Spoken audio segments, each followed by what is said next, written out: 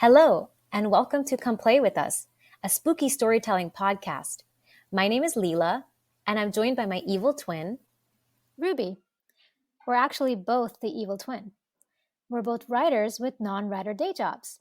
We believe in the power of great storytelling, so we've invited guests with the challenge of weaving a tale about real-life hauntings and paranormal activities with the sole purpose of scaring the shit out of us. We'll rate them to see how they've done. Our ratings go a little something like this: scared shitless,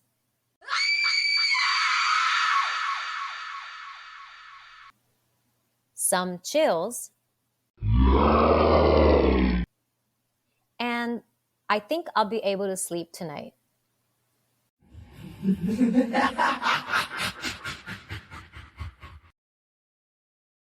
Hi everyone, welcome back.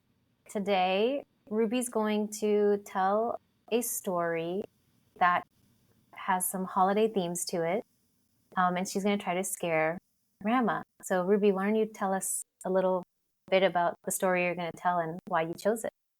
Hi, Rehma. Hi, Ruby. Well, as you know, I love the holidays, and the holidays are upon us, and my favorite time of year. But I also love hauntings and scary things, and sometimes my favorite thing is to combine the two things I love, which is horror and holidays. So I have for you a tale that takes place, or at least starts off around Christmas time, and is the tale of the Mistletoe Bride. Have you heard of this? No, I have not. A lot of people haven't. I hadn't, but I Kind of wanted sounds to. like Corpse Bride, and Rehma's really into all that Tim I Burton am. shit, I love the so. Corpse Bride. I mean, we can turn it into our own IP. I don't know. We could turn it into something, that could be all our own, like the Corpse Bride. So, all right. So here's my tale of the Mistletoe Bride. This tale originated in the UK, and people believe that this tale originated in Hampshire, in England, in what is known as the Bramshill House. I'll show you some pictures of the Bramshill House. It's a mansion, very stately, but it has since been abandoned and was more recently used as a filming location. But I just want to show you a few pictures of the inside of the house, just so you get a feel for it. So here's it. Wow. So this is an image of, looks like a large hall, parquet or parquet wooden floors, beautiful green ceiling, very large, very airy and spacious. This is one of the rooms. Maybe it'll be a room that I mention later. Beautiful, faded, festive blue carpeting, paintings on the wall, a fireplace. I'll just show you one more so you get a feel of it. Here's the outside of it. A beautiful decrepit gate, large gate, iron railings or iron posts. Here's another room right here. You can see the ceiling, molding, a red carpet, green walls, another fireplace. So this is the Bramshill House. So this is a story that I know there's like a UK tradition of telling ghost stories on Christmas. So this has kind of become a part of that, telling the story around the fire on Christmas night. So there's different versions of this. I kind of combined a few of them. But our story starts on Christmas Day. This would be in the early 1700s at a wedding in Bramshill House. The bride was named Anne Cope, whose family owned Bramshill House. The groom was Lord or Sir, I don't know which one it is, Hugh Bethel. And it had been a beautiful wedding. The guests were still flushed from the drinking and the merriment. It was Christmas, festive, so much to look forward to in the new year. So in this environment of joyfulness, they decided to play a game. It's thought to have been the bride's idea to play this game. She said, why don't we play hide and seek? I'm going to go hide, and you come and you find me in 5 minutes. Whoever finds me first gets to give me a kiss.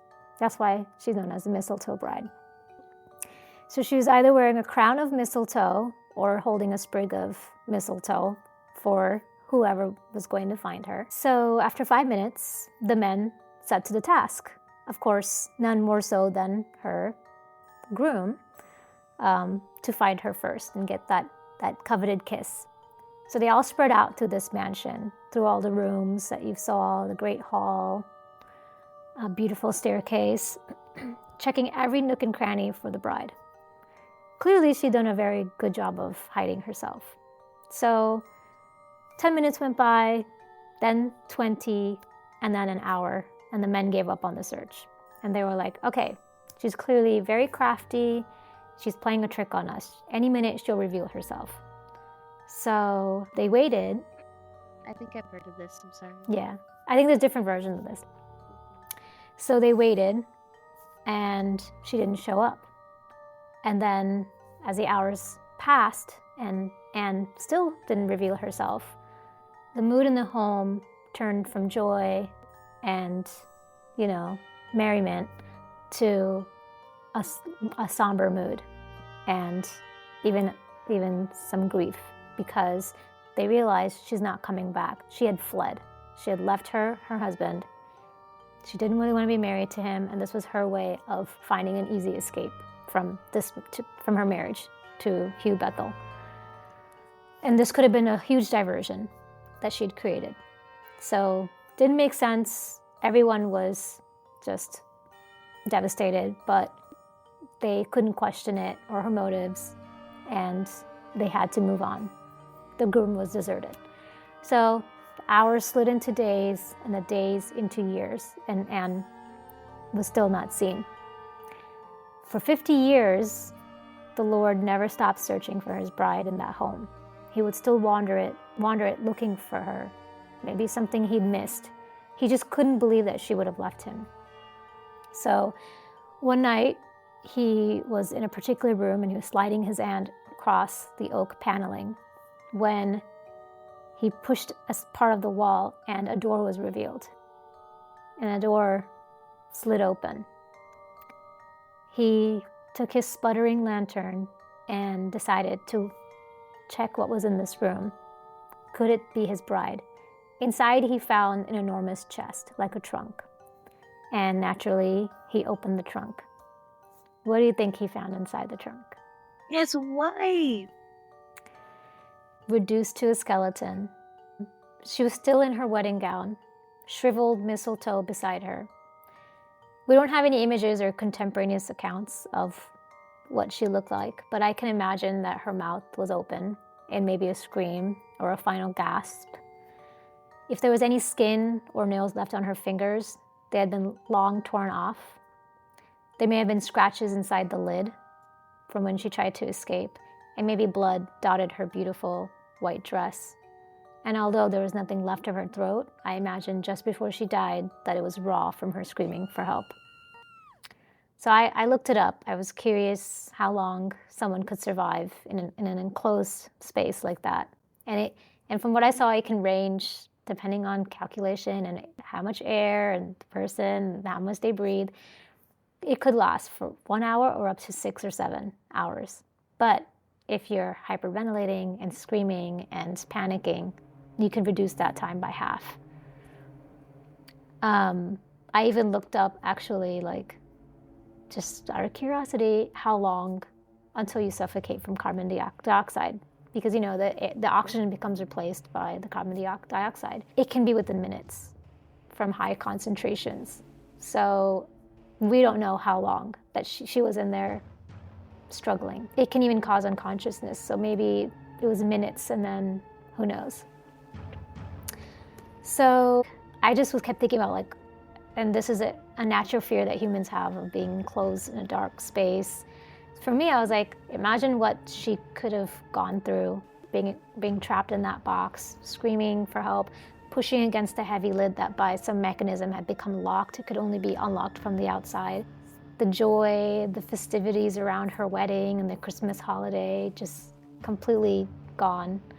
Now it's just panic, maybe even regret for having devised the game, pleading for her groom to come and find her already, and her future, the plans that she had, all the things she had to look forward to, as a mistress of this house, diminished, along with her mental faculties, and as it got harder and harder to take in a full breath.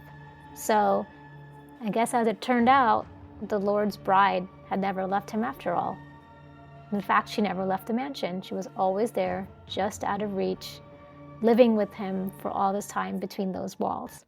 So naturally, she is a ghost that haunts Bramshill House, but it's actually known to be haunted by 13 other spirits, at least. So it's already a very haunted house. But there were some ghosts that predate her, and so I'll tell you a little bit about them. So one is known as the Grey Lady. It's believed that she is the wife of a religious dissenter who was beheaded in the 17th century. I believe he was beheaded on the grounds because her husband is also reported to haunt the home inside the stables and the chapel drawing room. But she is always seen at 3 a.m. She haunts the home's library, terrace, and chapel. She appears beautiful with a tear-stained face and golden hair, and she also smells like lilies of the valley. Another spirit that is believed to potentially be the Grey Lady's child is the Phantom Child. It's the ghost of a nameless child that had been seen also in the library and a room called the fleur-de-lis room, which I couldn't find any images of. He'll move books around, he'll kind of scamper and be playful, but he also tries to cry out for people's attention, and he may often attempt to hold your hand if you're inside. Two other ghosts are a lady dressed in the style of Queen Anne, which I don't know what that means, but I'm going to assume it's fancy and pretty. And a knight in armor have also been seen in the chapel drawing room. The chapel itself also is frequented by the ghost of another woman in 17th century clothing and a nun. So this is just all the ghosts that predate the ghost of the Mistletoe Bride. So we know it was already haunted before she was ever married in that place. So when I was reading this or doing research, my big question was, when she decided to play this game, how did she know about that secret room? If everyone spread out in that house looking for her and they checked every nook and cranny, how was it that only she knew about the secret room? Not even the servants, not even anyone else. Who led her to this room? And who helped her lift that heavy lid so she could climb inside? And maybe who potentially wanted her to join them for an eternity and to roam the house together?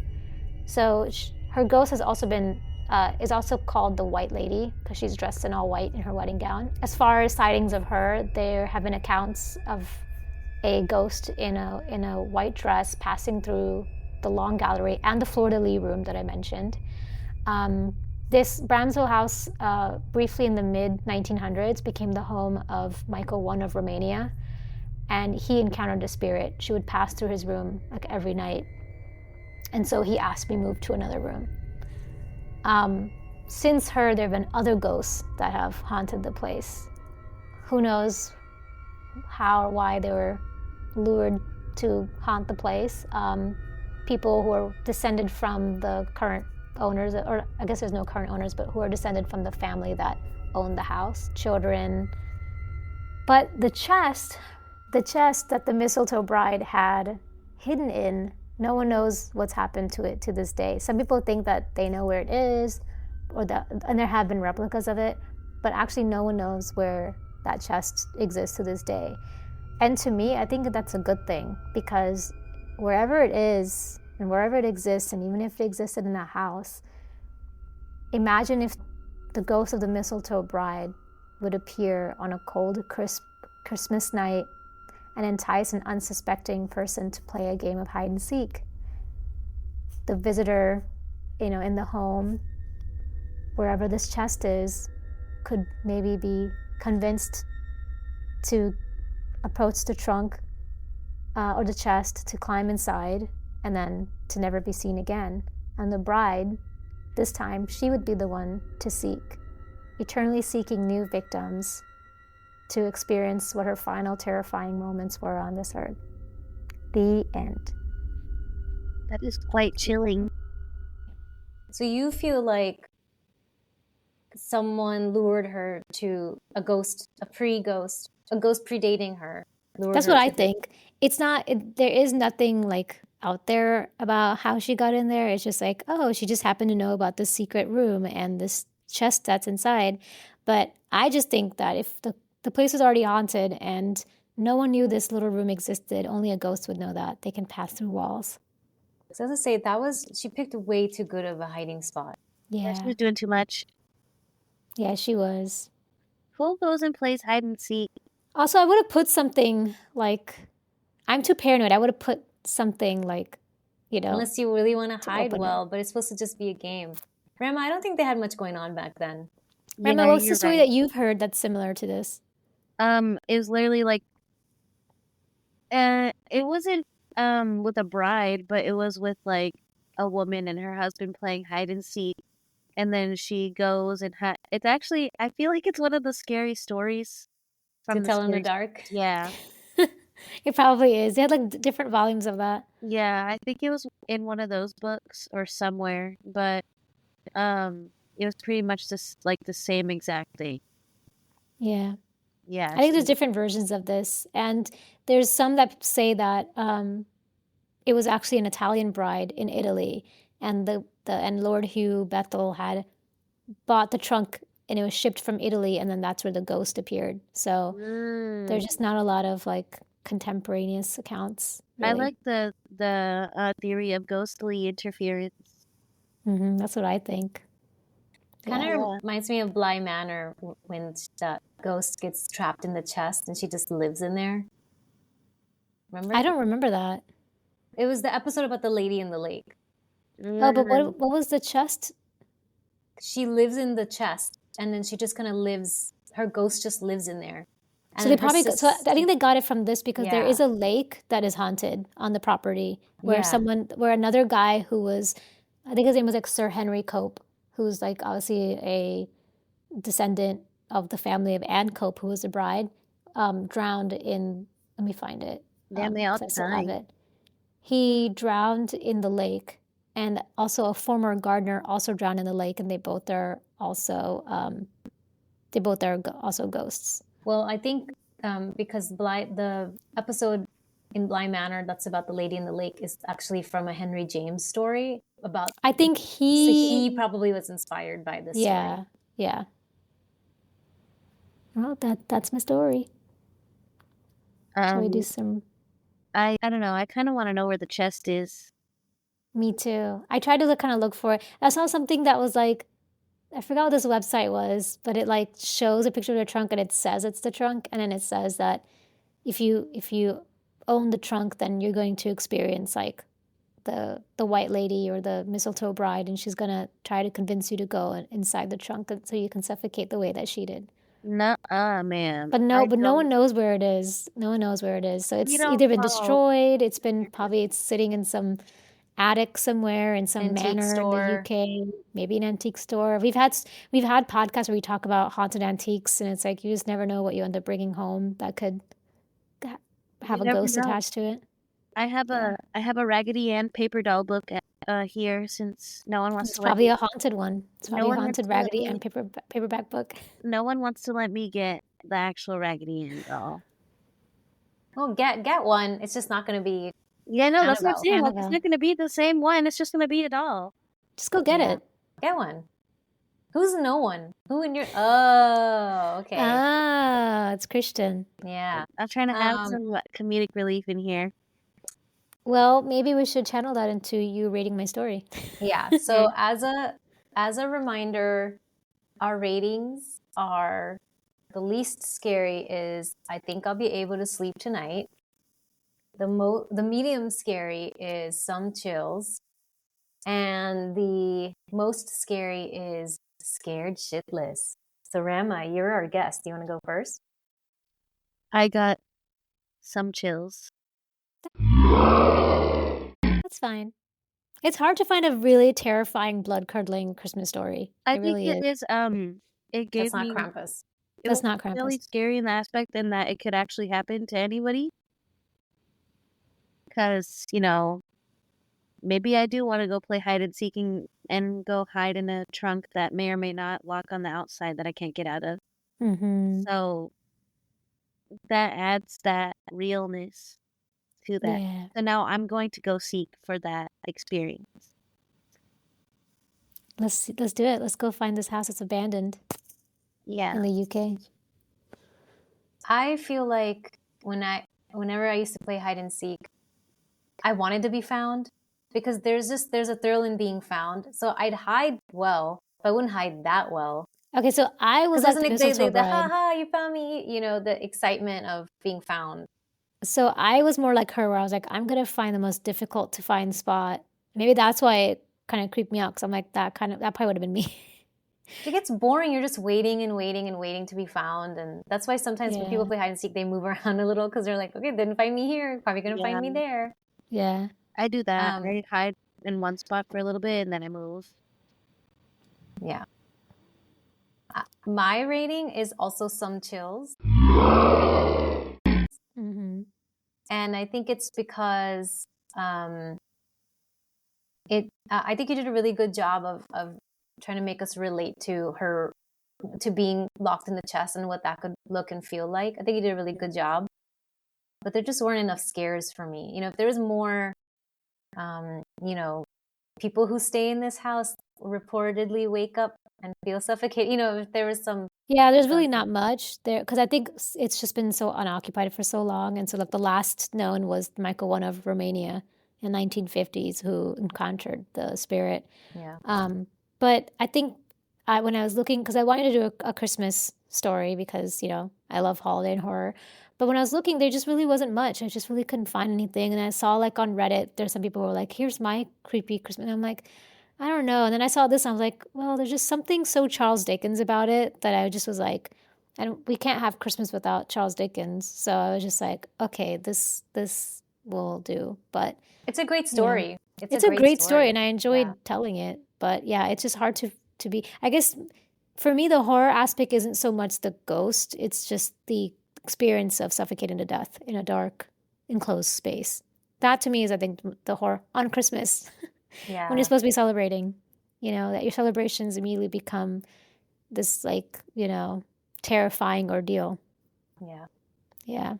I think in the other story that I heard as well, the dress like came to life or something.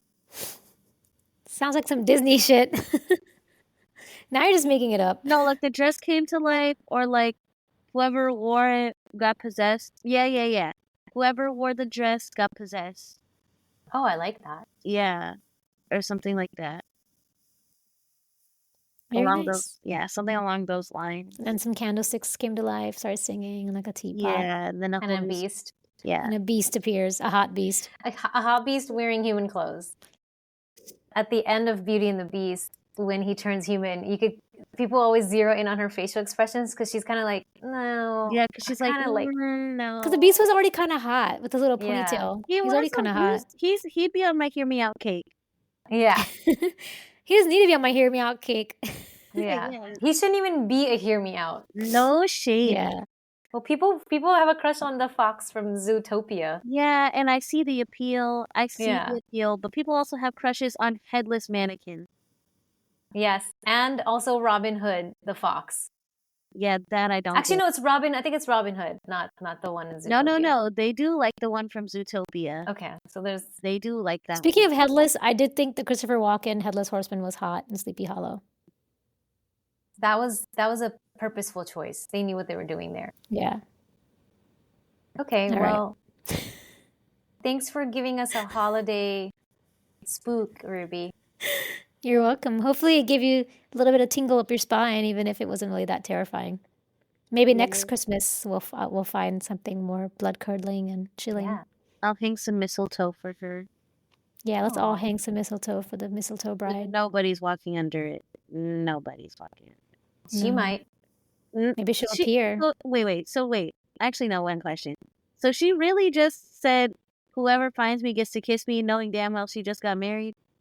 Yeah. Yeah, But people were like she's a little playful back then, saucy. though. She's a People little were playful back then. So Yeah. I think it was more like haha, and then the groom gets a leg up and he finds her. You know, I think it was more just being playful and teasing of her husband.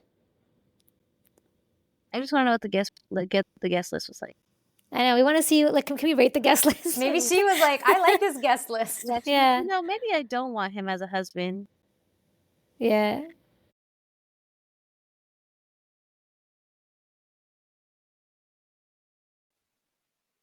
Thanks so much for listening. If you'd like to get in touch, you can reach us at podcomeplayWithUs@gmail.com. We'd love to hear from our listeners. So if you have real life ghost stories or paranormal encounters and you think it'll scare the shit out of us, please send them in. Until next time, goodbye. Bye.